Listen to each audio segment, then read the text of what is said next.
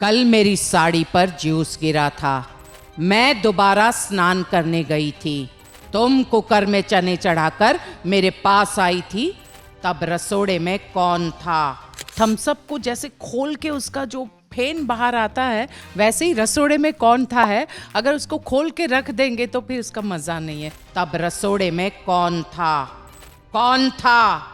मैं थी, तुम थी, मैं थी, तुम थी। कौन था? कोकिला मोदी और रूपल पटेल दोनों में ज़्यादा स्ट्रिक्ट कौन है? Kokila Modi, obviously. Plan B क्या है? I never had plan B. I always had a plan one and the only plan that I want to become an actress.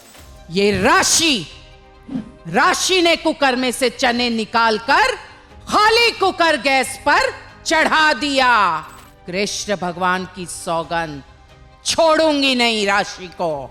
आज की जनरेशन बहुत सौभाग्यशाली है कि they are watching 3 generation simultaneously, तो वो बहुत मेच्योर है। हम बड़े हैं, हमें एक कदम सामने से आगे बढ़ाना है। मुझे पूरा विश्वास है कि बहू 100 कदम दौड़कर आपसे लिपट लेगी। कृष्ण भगवान की सौगंध, अगर मेरी गोपी बहू के बारे में एक भी अपशब्द कहा तो कृष्ण भगवान की सौगंध, छोड़ूंगी नहीं।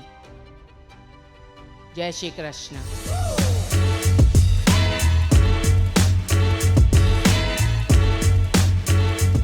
Hello everyone, you are watching ENT live as well as ABP live. मैं हूं आपके साथ कृतिका वर्मा और आज है हमारे साथ बेहद टैलेंटेड और कमाल की एक्ट्रेस रूपल पटेल।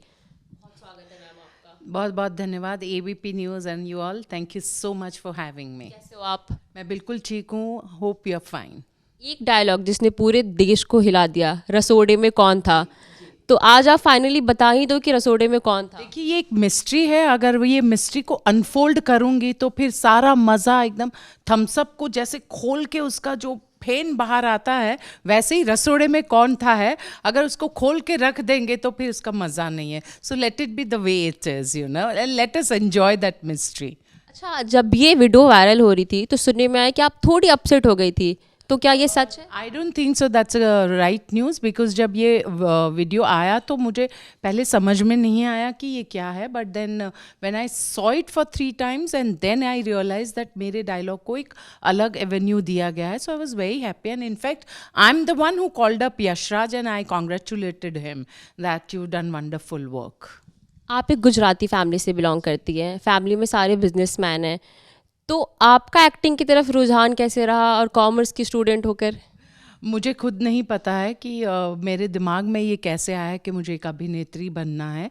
और इसीलिए आप बिल्कुल यकीन नहीं करेंगी कि मेरे पास हम कहते हैं ना कि प्लान बी क्या है। I never had plan B. I always had a plan one and the only plan that I want to become an actress. Okay, 2010 में आपका शो आया साथ निभाना साथिया, वो कैसे मिला, उसकी जर्नी कैसी रही? जाहिर सी बात है, एक अभिनेत्री हूँ तो काम करती रहती हूँ। उसी काम के दौरान एक बात सामने आई कि आप इस कैरेक्टर के लिए एक छोटा सा इंट्रोडक्शन दे दीजिए, जैसा कि आपने अभी इंट्रोडक्शन दिया। सो मैंने एक छोटा सा इंट्रोडक्शन दिया and I was selected for that. But I never knew that I am like, you know, they are pitching me for the main character. पर वो जैसे जैसे हम करते गए तब हमें पता चला कि ये इतनी सशक्त भूमिका है।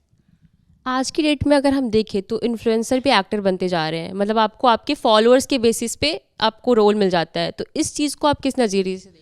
मैं सिर्फ एक कहावत कहूँगी कि जिसका काम उसी को साजे। अगर आज जैसे मैं दिल्ली में हूँ, सौंदर्यम एकेडमी आई हूँ और सौंदर्यम एकेडमी में मुझे इसलिए बुलाया है क्योंकि यहाँ की जो सौंदर्यम एकेडमी चलाते हैं मैडम निधि जी और निमेश जी, वो एक बेहद खूबसूरत काम करते हैं कि वो जितनी भी महिलाएं हैं उनको अपने पैरों पर खड़े रखने के लिए एक ब्यूटी, स्किन, हेयर केयर के माध्यम से उन्हें सिखाकर उन्हें अपने पैरों पर खड़ा रखने का एक प्रयास कर रहे हैं, एक समाज सेवा के रूप में कर रहे हैं। ऐसे बहुत सारे बूढ़े बुजुर्ग हैं जिनकी संतान यहाँ उनके साथ नहीं है, बाहर काम के लिए गई हैं, उनको समय बिताना उनके लिए बहुत कठिन हो गया है। तो उनको एंटरटेन करना, उनकी केयर करना, उनके लिए एक काम में उनको व्यस्त रखना, इस तरह के काम करते हैं। तो कहीं ना कहीं ऐसे कार्य में मैं यहाँ आई हूँ, उन्होंने मुझे इनवाइट किया और वो ऐसे कार्य करते हैं, इतना प्यारा काम करते हैं कि मुझे लगता है कि नहीं, ये भी मेरी तरफ से एक अगर मैं हाजिर होती हूँ और उनसे रूबरू होकर उनके साथ समय बिताती हूँ, उसमें मुझे भी आनंद है और उन्हें भी आनंद है, तो उससे बेहद अच्छी बात क्या हो सकती है। तो कहीं ना कहीं मुझे लगता है कि एक अभिनेत्री होने के नाते इस तरह के काम से जुड़ना भी बहुत अच्छी बात है, क्योंकि समाज में निधि मैम और निमेश जी जो कार्य करते हैं, इससे बहुत कम लोग हैं जो अपने स्वार्थ को परे रखकर निस्वार्थ होकर काम करते हैं, समाज को बेहतर बनाने का एक प्रयास कर रहे हैं। तो इसमें एक छोटा सा मेरा भी योगदान है। तो उसी बहाने मैं यहाँ दिल्ली में आई हूँ और मैं आपके माध्यम द्वारा सभी को ये कहूँगी कि ज़रूर दिल्ली में अगर आप हैं तो सौंदर्यम एकेडमी ज़रूर आएँ और इनसे जुड़ें। अच्छा, लास्ट हम एक छोटा सा रैपिड फायर करेंगे, फिर हम ये रैप अप करेंगे। कोकिला मोदी और रूपल पटेल दोनों में ज़्यादा स्ट्रिक्ट कौन है? कोकिला मोदी ऑब्वियसली। आपका कोई एक है, आप ये सवाल ना मेरे जीवन साथी भी यहाँ पर हैं और वो स्वयं भी एक अभिनेता है और आप उनसे भी पूछ सकते हैं कि कोकिला मोदी ज़्यादा स्ट्रिक्ट है या रूपल पटेल। राधा कृष्ण दत्त साहब पूछ सकते हैं।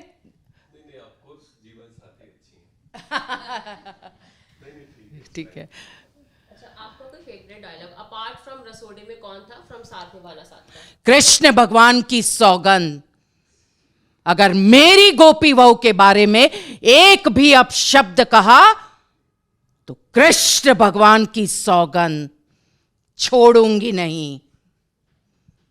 जय श्री कृष्ण। कहीं ना कहीं Saathiya was love story of Kokila and Gopi, एक सास और बहू की प्यारी सी कहानी है। तो मैं हमेशा गोपी बहू को लेकर बहुत ही सजग रहती थी कि उसके साथ कोई अन्याय ना हो।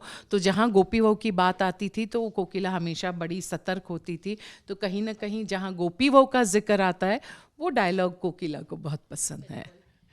अच्छा, अगर हम सास और बहू की बात कर रहे हैं तो आजकल के जनरेशन को आप क्या एडवाइस देना चाहोगे सास और बहू की इक्वेशन को लेकर? बिल्कुल, मुझे लगता है आजकल की जनरेशन बहुत मैच्योर है।